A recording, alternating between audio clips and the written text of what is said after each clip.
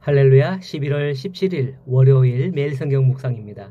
오늘 말씀은 학개 1장 1절에서 15절의 말씀입니다. 혹시 여러분들은 급할 때의 어떤 모습일까요? 어떤 사람은 고래고래 고함을 칩니다. 어떤 사람은 주먹을 휘두르기도 하고 어떤 사람은 성질을 부리기도 합니다. 사람이나 성향에 따라서 이렇게 각각 다르죠. 성경에도 급한 인물이 몇몇 나오죠. 제일 먼저 예수님의 제자 중 베드로가 성격이 급하다라고 알려지지 않았습니까?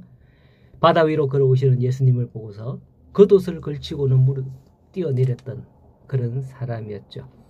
그런 그가 내 양을 먹이라는 요한복음에 예수님의 당부하심을 받고서는 묵묵히 초대교회의 기둥이 되죠. 구약의 모세 또한 성격이 급한 사람 중에 하나라고 볼 수 있습니다. 시내산에서 내려올 때 백성들이 금송아지를 만들고 그 앞에 절을 할 때 손에 든 하나님이 주신 돌판을 던져버리는가 하면 광야 반석에서 물을 내기 위해서 화를 내면서 그때 땅땅 치면서 내가 너희를 위해 물을 내랴 이렇게 하면서 급한 성격을 보였죠. 참 급해요. 그러나 위대한 지도자가 될 수 있었던 것은 하나님이 함께 하셨기 때문입니다. 성격이 급한 게 다 나쁜 건 아니죠. 많은 사람들이 급할 거예요. 오히려 일을 추진함에 있어서 확실히 추진력이 있다라고 듣기도 합니다. 하나님께서 느린 사람도 빠른 사람도 함께 쓰셔서 모든 것이 합력하여 선을 이루게 하실 줄로 믿습니다. 공동체 안에는 이런 사람 저런 사람이 있는 거예요. 오늘 말씀해 보면 학개가 마치 그러한 사람이 아니겠나 싶습니다. 학개가 보니 이스라엘 백성들이 1차 포로에서 돌아온 지 16년이 되었지만은 백성들은 하나님의 성전을 재건하는 데 관심이 전혀 없는 것처럼 보인 거예요. 이것에 대해서 지난 스가랴 묵상 때도 이미 말씀을 드린 바 있습니다. 그리고 성전 재건을 방해했던 대적들에 대해서도 지난 시간까지 보았던 에스라 초반에 나왔던 것을 볼 수 있죠. 좌우지간 이스라엘 백성들은 이런저런 요인으로 인해서 성전 재건을 못하게 된 거예요. 그렇게 세월은 16년이 흘러갔던 겁니다. 그러므로 오늘 학개가 이스라엘 백성들에게 말한다는 것은 느긋하게 야야 여러분 이것 좀 해야 되지 않겠나 뭐 이런 식으로 말했다기에는 좀 어려울 것 같습니다. 16년 동안이나 성전 재건이 미루어지는 그때의 선지자의 마음은 어땠을까요?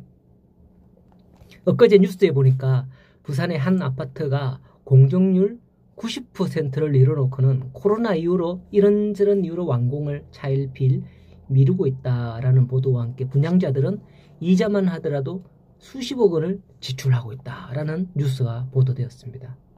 내 집이 완공을 앞두고 길 없이 그렇게 미뤄지고 있는데 청약자들은 얼마나 속이 타겠냐 말입니다.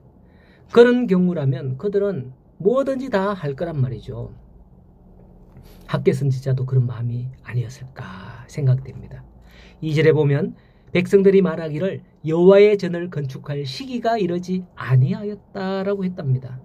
이스라엘이 성전 기초만 놓고서도 이런저런 그런 이유로 해서 차일피일 미루기를 16년 동안이나 한 거예요. 학개가 만일 모세처럼 광야에 지팡이를 들고 다녔던 그런 선지자였다면 지팡이로 집집이 다니면서 두드리면서 꽝꽝꽝 치면서 외치지 않았겠어요? 빨리 안 할래? 빨리 안 할래? 무엇이라고 외쳤겠어요?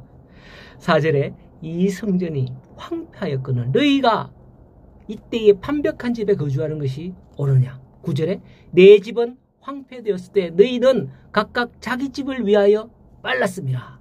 다시 5절에 보면 그러므로 이제 만군의 여호와가 이같이 말하노니 너희는 너희의 행위를 살피지니라 하면서 책망하며 외치는 겁니다.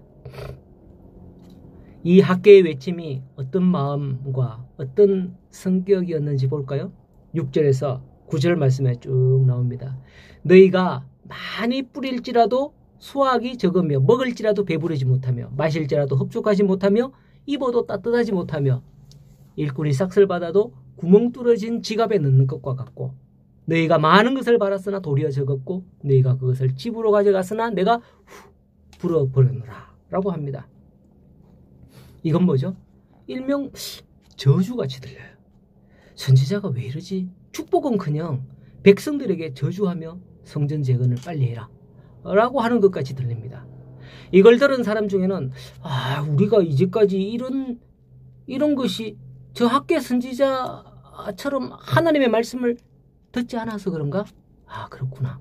이렇게 생각한 사람도 있을 거고, 어떤 사람은 왜 우리한테 감 나와라 배 나와라 이렇게 하는데 네가 해준 게 뭐 있는데 왜 간섭하냐고 이렇게 되레 선지자에게 호통칠 수도 있을 겁니다. 여러분은 어찌 생각하는지요?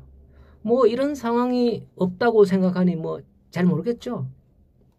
정작 이런 상황이 닥쳤을 때 여러분은 어떻게 할 건가?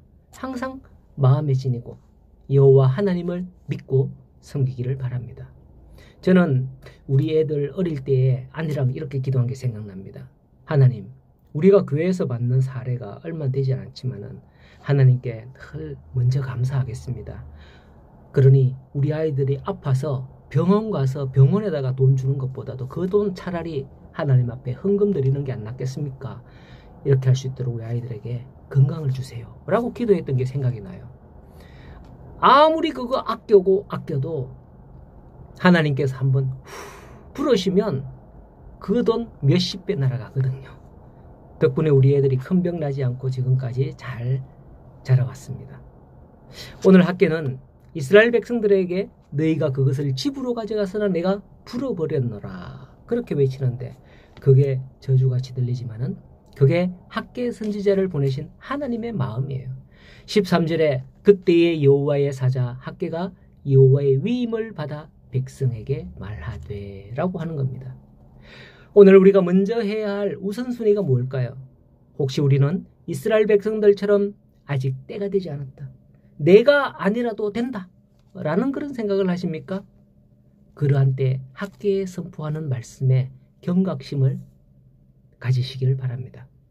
오늘부터 하나님을 위해서 해야 하는 그 일을 시작하는 결단을 하는 우리 성도들이 되기를 간절히 소원합니다. 오늘도 여러분들과 하나님이 함께 하시기를 축복합니다.